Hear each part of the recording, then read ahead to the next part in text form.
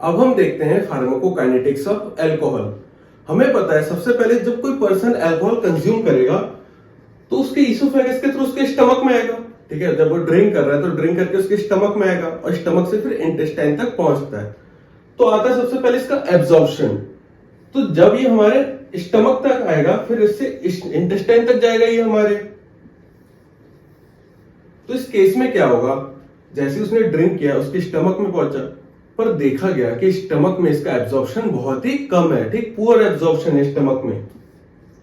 अब यहाँ पे पहले तो दारू आके भर गया, यहाँ पे उसने जो भी दारू पिया वो यहाँ पे आके भर गया। अब धीरे धीरे यहाँ से नीचे आएगा। ठीक, और नीचे जैसे इंटेस्टाइन पे पहुंचेगा तो वहां से एब्जॉर्प्शन बहुत ही रैपिडली होता है। यहाँ से रैपिड एब्जॉर्प्शन है,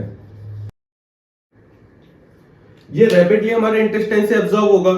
और देखा गया कि लगभग 30 मिनट के अंदर प्लाज्मा पीक कंसंट्रेशन ये अचीव कर लेता है। इसके साथ साथ ये हमारे इजीली ब्लड ब्रेन बैरियर को क्रॉस कर सकता है और हमारे ब्रेन तक पहुंच सकता है। तो देखा गया कि जो भी हमारे ब्रेन में अल्कोहल का कंसंट्रेशन होगा ये लगभग इक्वल रहता है हमारे ब्लड कंसंट्रेशन के, क्योंकि ये इजीली हमारे ब्लड ब्रेन बैरियर को क्रॉस कर रहा है। तो दोनों तरफ जो हमारे ब्लड में कंसंट्रेशन है और हमारे ब्रेन में कंसंट्रेशन है दोनों लगभग इक्वल रहते हैं, क्योंकि हमारे ब्लड ब्रेन बैरियर को क्रॉस कर रहा है। हमें पता है कि अगर हमारा जो ब्रेन है, ठीक है, ये ब्रेन और ये ब्लड हमारा जो सप्लाई कर रहा है कैपिलरी, इसके बीच में होता है हमारा ब्लड ब्रेन बैरियर।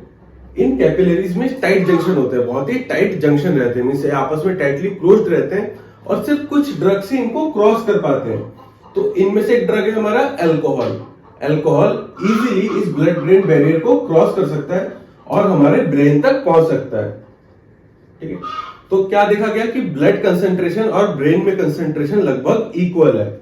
इसके अलावा ये हमारे प्लेसेंटा को भी क्रॉस कर सकता है। जो प्रेग्नेंट लेडी है अगर वो ड्रिंक करे तो उस बेबी पे भी इसका नेगेटिव असर देखा गया है और फीटल अल्कोहल सिंड्रोम भी होता है। अभी फीटल अल्कोहल सिंड्रोम क्या है, अगर कोई प्रेग्नेंट लेडी अल्कोहल ड्रिंक कर रही है तो इस केस में क्या होगा, बच्चा जो डेवलप हो रहा है उसका आईक्यू, उसका इंटेलिजेंस बहुत ही कम हो जाता है। इसको हम फीटल अल्कोहल सिंड्रोम कहते हैं।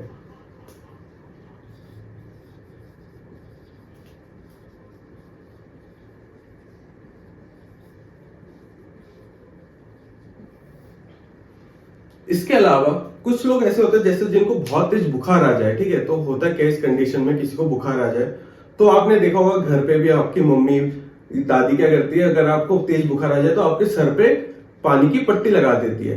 तो सिमिलरली ये पट्टी क्या कर रहा है, हमारे सर को ठंडा कर रहा है। तो अगर हम यहाँ पे अल्कोहल लगाए तो अल्कोहल भी क्या करता है, ठंडा करता है। आपने अगर आपके हाथ में कभी आपने स्प्रिट से हाथ धोया हो या फिर आपने हैंड सैनिटाइजर लगाया तो आपको पता चलेगा कि हैंड सैनिटाइजर बहुत ही ठंडा होता है। ये हमारे बॉडी टेम्परेचर को बहुत जल्दी ठंडा कर देता है। तो क्या होता है अगर हम बच्चों पे, ठीक है, इन्फेंट्स में अगर ये स्पंज के थ्रू या कोई पट्टी के थ्रू उन पे अल्कोहल रखे तो ये अल्कोहल इजीली बच्चों के स्किन को क्रॉस कर जाता है।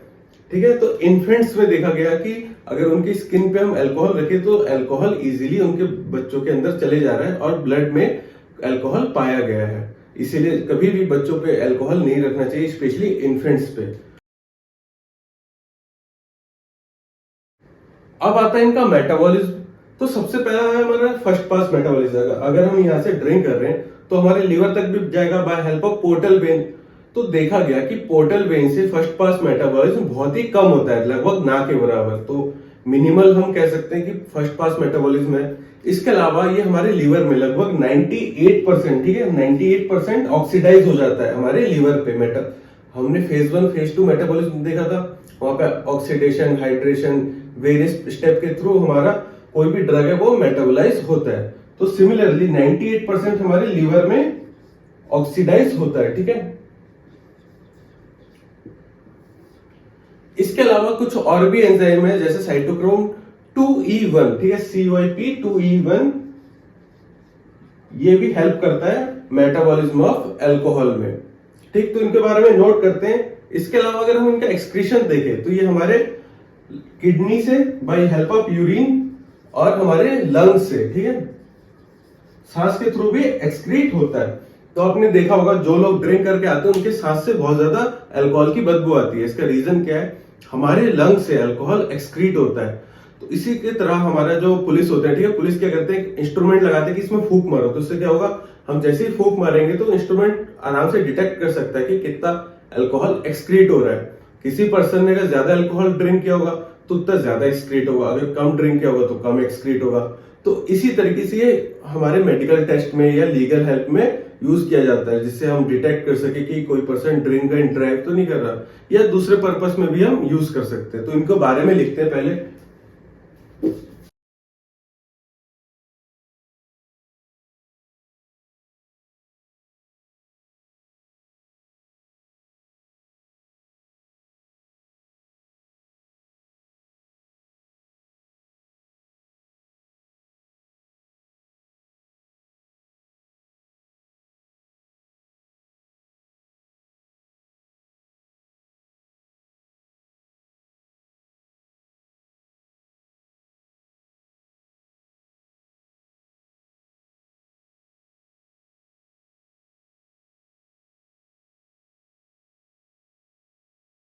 तो ये हो गया फार्माकोकाइनेटिक्स ऑफ अल्कोहल। हमने देखा कि वो कैसे एब्जॉर्ब होता है और उनका कैसे मेटाबॉलिज्म होता है।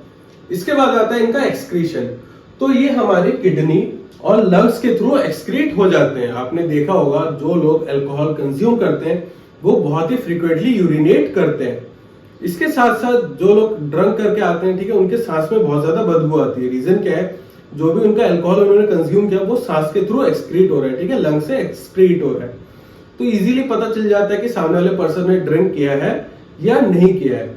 इसके अलावा आपने देखा होगा जो पुलिस होती है वो अचानक से आपको रोक के, इंस्ट्रूमेंट होता है जहां पे आपको ब्लो करने को कहती है कि सांस फेंको इसके अंदर, तो क्या होगा, वो इंस्ट्रूमेंट ये पता कर सकता है कि उस पर्सन में कितना अल्कोहल एक्सक्रीट हो रहा है, ठीक है। इसी एक्सक्रीटेड अल्कोहल के थ्रू पता किया जाता है कि उसने कितना कंज्यूम किया है और कितना नहीं किया है। जितना ज्यादा कंसेंट्रेशन होगा उसके ब्लड में उतना ज्यादा वो एक्सक्रीट करेगा। तो ये हो गया इसका एक्सक्रीशन, जिसको आप नोट कर लीजिए। इसके बाद हम देखेंगे अल्कोहल का क्या मैकेनिज्म ऑफ एक्शन है, वो कैसे हमारे ब्रेन को डिप्रेस कर रहा है और क्या एक्टिविटी है। तो इसको तब तक आप नोट कर लीजिए। अब हम देखते हैं अल्कोहल का मैकेनिज्म ऑफ एक्शन। तो हमें पता है जो पर्सन अल्कोहल कंज्यूम करता है उनका सीएनएस डिप्रेस हो जाता है, ठीक है। अगर सीएनएस डिप्रेस होगा वो ज्यादा कुछ सोच नहीं सकता और बहुत ही जल्दी सो जाता है। तो हमें पता है जब सीएनएस डिप्रेस होता है तो इस कंडीशन में क्या आता है, सबसे पहले इनहिबिटरी न्यूरोट्रांसमीटर के एक्शन इंक्रीज हो जाते हैं, जैसे हमारा गावा। तो गावा एक्शन इंक्रीज होगा,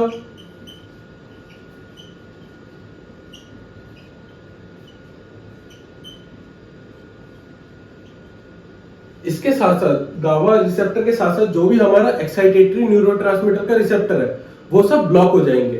तो इस केस में कौन सा रिसेप्टर है, एनएमडीए रिसेप्टर। हमने ऑलरेडी डिस्कस किया था, एक्साइटेटरी न्यूरोट्रांसमीटर हमारे एनएमडीए रिसेप्टर पे बाइंड करते हैं, तो एनएमडीए रिसेप्टर भी ब्लॉक हो जाएगा।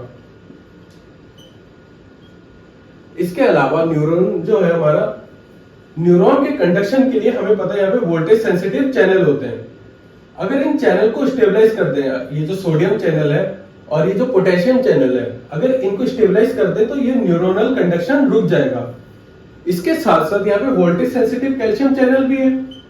अगर कैल्शियम चैनल को भी हम इनहिबिट कर दे तो इस केस में ये जितने भी न्यूरोट्रांसमीटर स्टोर्ड है यहाँ पे बाइंड नहीं कर पाएगा और न्यूरोट्रांसमीटर रिलीज नहीं होगा। तो इससे भी अगर एक्साइटेटरी न्यूरोट्रांसमीटर है तो वो रिलीज नहीं होगा, तो हमारे सीएनएस को एक्साइट नहीं कर पाएगा और ऑपोजिट हमारा सीएनएस डिप्रेस हो जाएगा। तो यहाँ पे क्या हुआ, वोल्टेज सेंसिटिव जितने भी चैनल है वो सब स्टेबलाइज हो जाते हैं।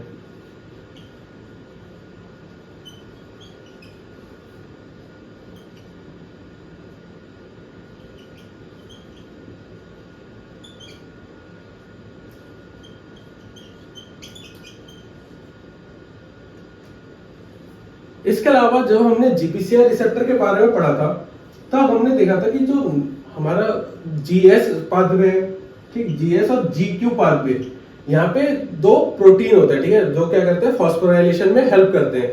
प्रोटीन काइनेज ए और प्रोटीन काइनेज सी, ठीक। अब ये एक्साइटेटरी न्यूरोट्रांसमीटर के हेल्प से एक्साइट कर रहे हैं, ठीक है। ये कैल्शियम वाला और जीक्यू और जीएस क्या करते हैं, ये एक्साइट करते हैं। तो इन केस में अगर हम इन दोनों को ब्लॉक कर दें, ठीक, अल्कोहल क्या करता है, इन दोनों को ब्लॉक करता है, जिससे सीएनएस डिप्रेस और भी बढ़ जाता है।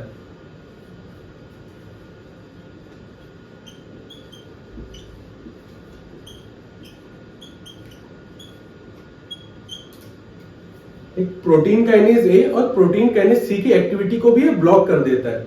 तो ये हो गया मैकेनिज्म ऑफ एक्शन, इसको आप नोट कर लीजिए।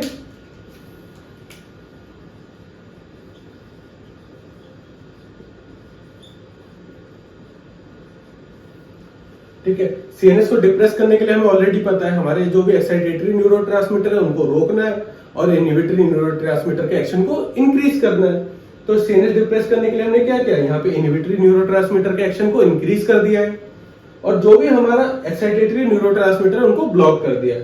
तो अल्कोहल क्या कर रहा है, ये सारी एक्टिविटी किसके द्वारा परफॉर्म की जा रही है, अल्कोहल के थ्रू। ठीक है, ये अल्कोहल का कहां पे सबसे पहले अल्कोहल क्या करेगा, गावा एक्शन को इंक्रीज करेगा, एनएमडीए रिसेप्टर को ब्लॉक करेगा। एनएमडीए रिसेप्टर एक्साइटेटरी न्यूरोट्रांसमीटर का रिसेप्टर है। इसके अलावा जितने भी वोल्टेज सेंसिटिव आयन चैनल है, जैसे ये sodium channel, potassium channel, calcium channel, इनको स्टेबलाइज कर देता है। इसके अलावा हमने जब देखा था कि जीपीसीआर रिसेप्टर के टाइम पे दो मेजर पाथवे होते हैं जो एक्साइटेशन में हेल्प करता है। ठीक है, मसल कॉन्ट्रैक्शन, ये सब एक्साइटेशन में हेल्प करता है। ये कौन कौन से पाथवे के थ्रू फॉलो कर रहे थे, जीएस और जीक्यू। तो यहाँ पे दो प्रोटीन थे, पीके और पीके, ये इनको भी ब्लॉक कर देता है। तो इसको आप नोट कर लीजिए। इसके बाद हम देखेंगे कि अल्कोहल का हमारे सीएनएस पे क्या एक्शन है। वेरियस एक्शन जो हमारे सीबीएस पे है, सीएनएस पे है, फिर हमारी स्केलेटल मसल पे क्या क्या एक्शन है, तो वो हम देखेंगे। तब तक आप इसको नोट कर लीजिए।